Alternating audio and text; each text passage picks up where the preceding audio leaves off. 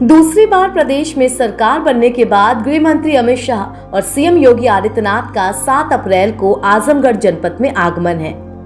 इस दौरान वो जनता को संबोधित करेंगे। साथ ही हरिहर संगीत महाविद्यालय की आधारशिला भी रखी जाएगी। निकाय चुनाव को लेकर अब मंच सजने लगा है, या यूं कहें कि 2024 के लिए जनता को भांपना अभी से जरूरी है और मौजूदा सरकार इसमें कोई गलती नहीं करना चाहती।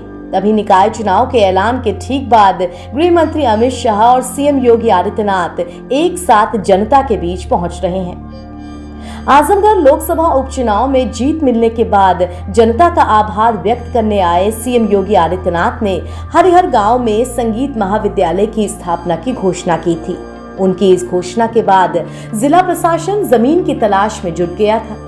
अब जमीन की तलाश पूरी हुई है और आगामी 7 अप्रैल को गृह मंत्री अमित शाह के साथ सीएम योगी आदित्यनाथ इस संगीत महाविद्यालय की आधारशिला रखने के लिए जनपद आ रहे हैं। इस दौरान उनके द्वारा एक जनसभा को भी संबोधित किया जाएगा। करीब 9 महीने पहले लोकसभा की 3 और विधानसभा की 60 सीटों पर उपचुनाव के नतीजे आए थे। इसमें यूपी की आजमगढ़ और रामपुर लोकसभा सीट पर बीजेपी ने बाजी मारी थी। यहां बीजेपी उम्मीदवार दिलेश लाल निरहुआ ने सपा के धर्मेंद्र यादव को 8,600 वोटों से हराया था। बता दें कि ये वही आजमगढ़ सीट है जो लोकसभा और विधानसभा दोनों चुनावों में सपा का गढ़ रही है। यहां तक कि 2014 की मोदी लहर में भी ये सीट सपा के ही खाते में गई थी।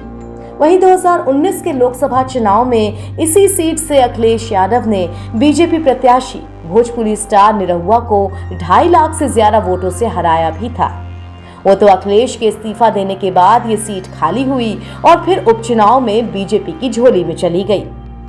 ऐसे में अब बीजेपी इस सीट पर जीत की अपनी इस पकड़ को जरा भी ढीला छोड़ना नहीं चाहती। सो गृह मंत्री अमित शाह से लेकर सीएम योगी आदित्यनाथ तक जनता से किए अपने वादों को पूरा करने के लिए जनता के बीच फिर से आ रहे हैं। गृह मंत्री अमित शाह की इस सभा को सफल बनाने की अब बड़ी जिम्मेदारी निरहुआ के कंधों पर है और उनकी तरफ से इस सभा को सफल बनाने में अपनी पूरी ताकत झोंकी भी जा रही है। साथ ही दोनों नेताओं के जनपद आगमन की सूचना मिलते ही जिला प्रशासन भी सक्रिय हो गया है। अब जिला प्रशासन की ओर से कार्यक्रम की तैयारियों को लेकर बैठकों का सिलसिला जारी है। एनबीटी ऑनलाइन की रिपोर्ट।